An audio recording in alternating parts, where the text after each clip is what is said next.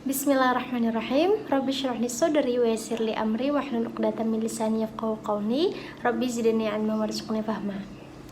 Assalamualaikum warahmatullahi wabarakatuh. Perkenalkan, nama saya Sela Mita Winanda dengan nomor induk mahasiswa 104210017 yang sedang menempuh pendidikan di Universitas Islam Negeri Sultan Toha Saifuddin Jambi, jurusan Hukum Ekonomi Syariah, Fakultas Syariah di kelas HES 2A.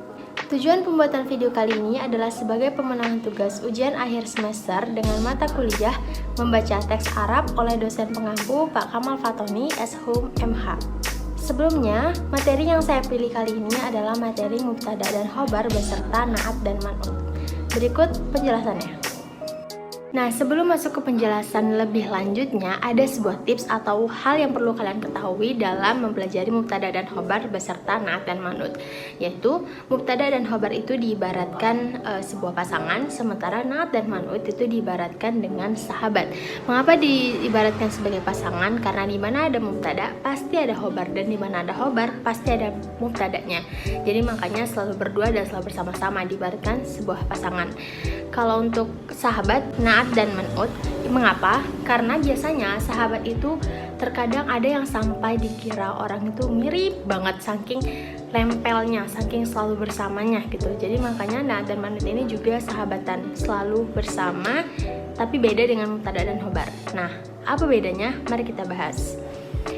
Di sini juga saya akan menjelaskan mengenai mubtada dan khobar beserta contohnya, begitu juga dengan naat dan man'ut beserta dengan contohnya. Masuk kepada mubtada dan khobar. Al-mubtada'u wa khobar. Secara bahasa, mubtada itu artinya adalah awalan, sementara khobar artinya adalah berita atau keterangan. Nah, secara istilahnya ini ada bahasa Arabnya, yang artinya mubtada itu adalah isim yang dirofakkan yang terbebas dari amil-amil lafaz, sementara khobar adalah isim yang dirofakkan yang disandarkan kepada mubtada. Disandarkan kepada mubtada, otomatis mubtada lebih dulu, lebih awal daripada khobar, karena khobar ini bersandar kepada mubtada. Nah, kaidah-kaidah mubtada dan khobar. Di sini saya mengutip dari buku Bahasa Arab Sistematis 2 Kaidah Nahwu oleh Riga SSI MSI. Mubtada memiliki kaidah sebagai berikut. Yang pertama, setiap mubtada harus marfu. Yang kedua, umumnya mubtada terletak di awal kalimat seperti yang saya bilang tadi. Tetapi pada kasus-kasus tertentu bisa tidak demikian. Selanjutnya, secara umum mubtada itu ma'rifah atau bukan nakiroh. Dan yang terakhir adalah mubtada itu bisa berupa isim domir. Nah, isim domir itu apa? Nanti akan dijelaskan lagi. Yang kedua adalah kaidah dari khobar. Yang pertama, khobar harus sesuai dengan mubtada dalam hal bilangannya, seperti mufrad, musanna, dan jamaknya. Dan yang kedua, khobar harus sesuai dengan mubtada dalam jenis muzakkar ataupun muannasnya. Lanjut, jenis-jenis mubtada dan khobar. Yang pertama, jenis-jenis dari mubtada. Itu ada mubtada isim zohir dan mubtada isim domir. Mubtada isim zohir adalah mubtada yang lafaznya menunjukkan pada musammanya atau sesuatu yang mempunyai nama atau tanpa diqayyidi.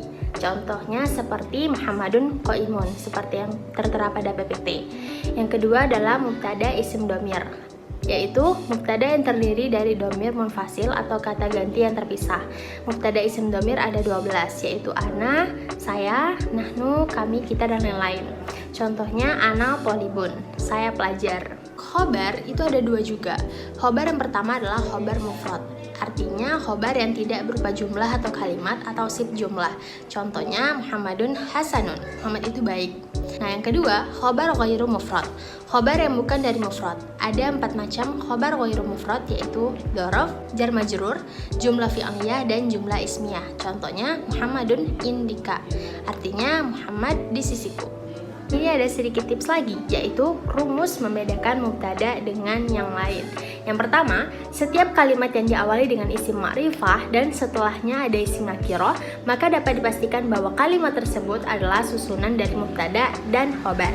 Yang kedua, isim ma'rifah adalah setiap isim yang diawali dengan huruf alif lam atau segala isim yang sudah diketahui kepastiannya.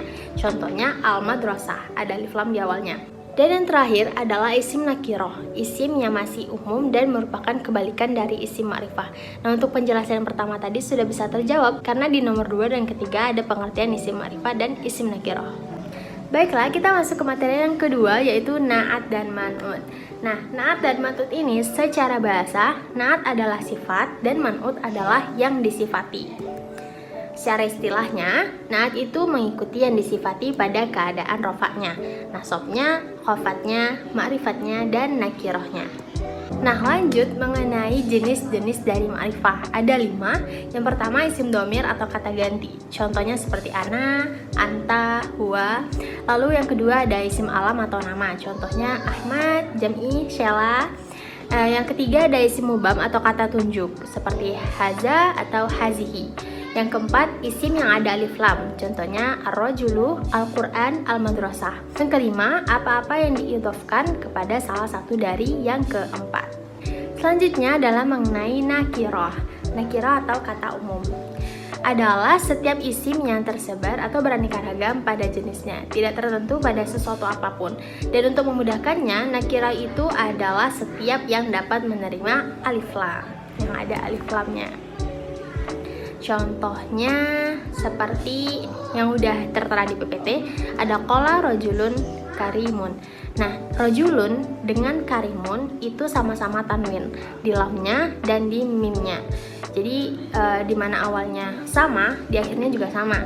Nah, yang kedua adalah qara'tul kitabal jamila. Itu ada alif lam dan ada alif lam juga di alkitabah. Dan yang kedua ada al-jamila, ada alif lamnya, sama-sama di alif lamnya. Yang pertama sama-sama tanwin, dan yang kedua sama-sama beralif lam di awal kalimatnya. Alhamdulillah udah selesai presentasinya. Terima kasih buat yang udah nonton sampai akhir. Semoga bermanfaat dan semoga mendapatkan keberkahan dari Allah Subhanahu wa taala, dan juga semoga hasil UAS saya bisa memuaskan. Amin ya Allah. Saya meminta maaf jika ada salah kata dalam penyampaian saya. Akhirul kalam, wabillahi taufiq wal hidayah. Wassalamualaikum warahmatullahi wabarakatuh.